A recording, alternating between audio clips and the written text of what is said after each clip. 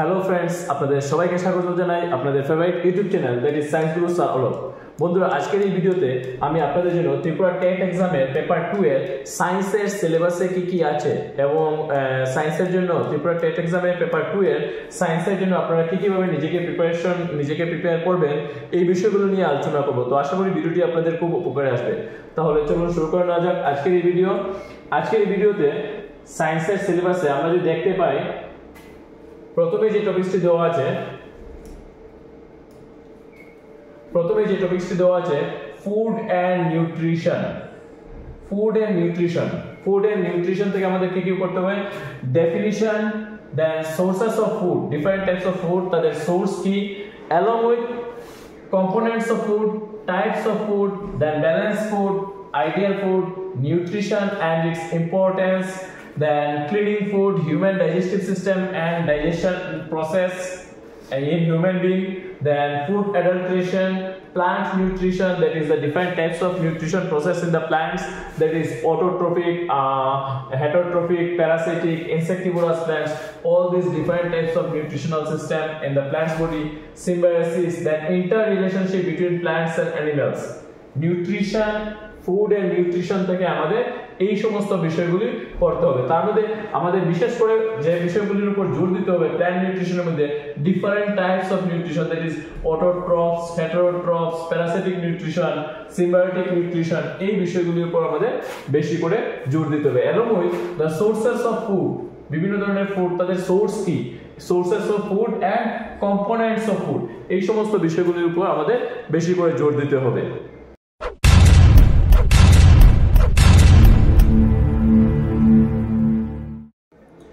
তারপর নেক্সট যে টপিকটি আছে সেটি হলো microorganisms and their activities.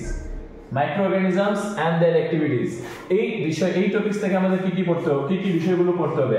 Definition and types of microorganisms with examples, types of different types of microorganisms along with their examples, beneficial organisms and their role, diseases caused by different microorganism, বিভিন্ন ধরনের রোগ এবং ওই রোগের জন্য যে মাইক্রোঅর্গানিজমগুলো responsible, diseases caused by the different microorganism, their mode of transmission, symptoms and preventive measures, কিভাবে ওই সমস্ত রোগগুলো এক বডি থেকে অন্য বডিতে স্প্রেড হয়, mode of transmission and symptoms and preventive measures, ওই বিভিন্ন পার্টিকুলার ডিজিজের যে সিম্পটমস গুলা এবং তার প্রিভেন্টিভ মেজার্স কি, কিভাবে আমরা ওই রোগ থেকে নিজেকে প্রতিরোধ করে রাখতে পারি, এই সমস্ত বিষয়গুলো আমাদের পড়তে হবে।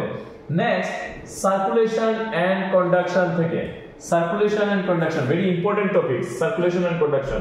এখান থেকে আমাদের কি করতে হবে?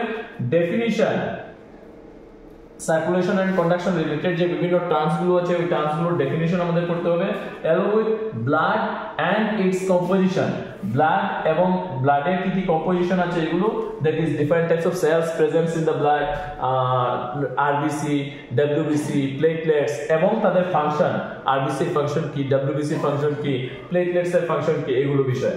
blood and its components, heart structure of the heart, arteries and veins, different types of blood vessels presents in our body, arteries and veins এর ক্ষেত্রে কিছু এক্সেপশনাল জিনিস আছে, যেমন generally arteries carries oxygen rich blood, but এমন একটি arteries আছে যে arteries deoxygenated blood ক্যারি করে, সেটি হলো pulmonary artery। Similarly in generally vein carries deoxygenated blood, তো এমন একটি vein আছে যে ভেইনটি অক্সিজেনেটেড ব্লাড ক্যারি করে, সেই ভেইনটির নাম পালমোনারি ভেইন। তো এরকম আর্টারিজ এন্ড ভেইনস এর ক্ষেত্রে কিছু এক্সেপশনাল জিনিস আছে, ওই এক্সেপশনাল জিনিসও আমাদের মনে রাখতে হবে। along with capillaries, then circulation pattern in animals and conduction in plants এর ক্ষেত্রে যেমন জাইলেম এবং ফ্লোয়েমের রুল, এই বিষয়গুলো আমাদের পড়তে হবে সার্কুলেশন এন্ড কন্ডাকশন থেকে। নেক্সট যে টপিকস সেটি হলো ecosystem and natural resources. Ecosystem and natural resource থেকে কি বিষয় পড়তে হবে? যেমন দেখেন, প্রথমে দেওয়া আছে ইকোসিস্টেম এন্ড ইটস কম্পোনেন্টস, যে কোনো একটা ইকোসিস্টেম তার যে কম্পোনেন্টস গুলো, বায়োটিক কম্পোনেন্টস, অ্যাবায়োটিক কম্পোনেন্টস, এই কম্পোনেন্টস গুলো আমাদের পড়তে হবে।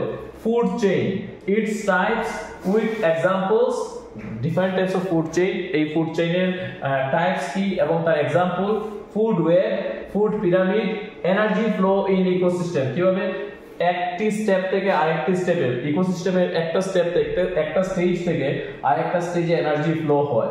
এই energy flow in ecosystem, biosphere, biodiversity and conservation, renewable and non-renewable resources, reserve forest, sanctuaries, national parks, এই সমস্ত বিষয়গুলো আমাদের মনে রাখতে হবে। তো ইকোসিস্টেম এন্ড ন্যাচারাল রিসোর্স এই বিষয়টির উপর আমাদের একটু বেশি জোর দিতে হবে, কারণ এখানে টপিকসগুলো অনেক বড়, যেমন রিনিউয়েবল, নন রিনিউয়েবল রিসোর্সেস, রিজার্ভ ফরেস্ট, কোন কোন জায়গাতে কোন কোন রিজার্ভ ফরেস্ট আছে, এবং ওই রিজার্ভ ফরেস্টগুলোতে পার্টিকুলার যে কোনো একটা রিজার্ভ ফরেস্ট সেই জায়গার পার্টিকুলার স্পেশাল একটা অ্যানিমালসের নাম, এরকম স্যাংচুয়ারিজ, ন্যাশনাল পার্কস, এগুলো আমাদের মনে রাখতে হবে।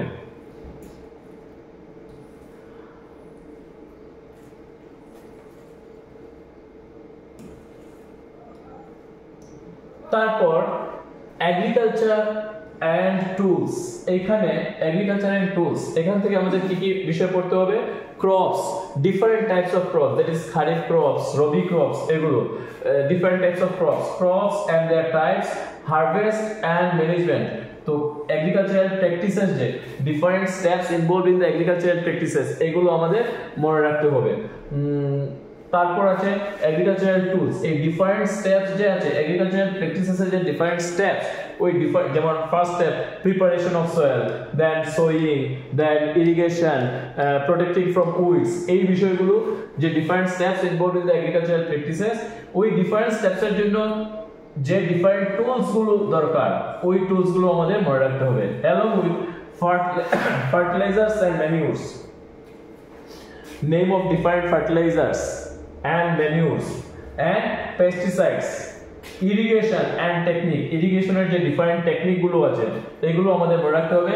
crop protection, then plant disease and control, plants এর বিভিন্ন ধরনের ডিজিজ, crop plants এর বিভিন্ন ধরনের ডিজিজ, এবং ওই ডিজিজ গুলো আমরা কিভাবে কন্ট্রোল করতে পারি, কি কি মেডিসিন ইউজ করতে পারি, এই সমস্ত বিষয় আমাদের পড়তে হবে। along with taxonomy, systematize, classification, binomial nomenclature।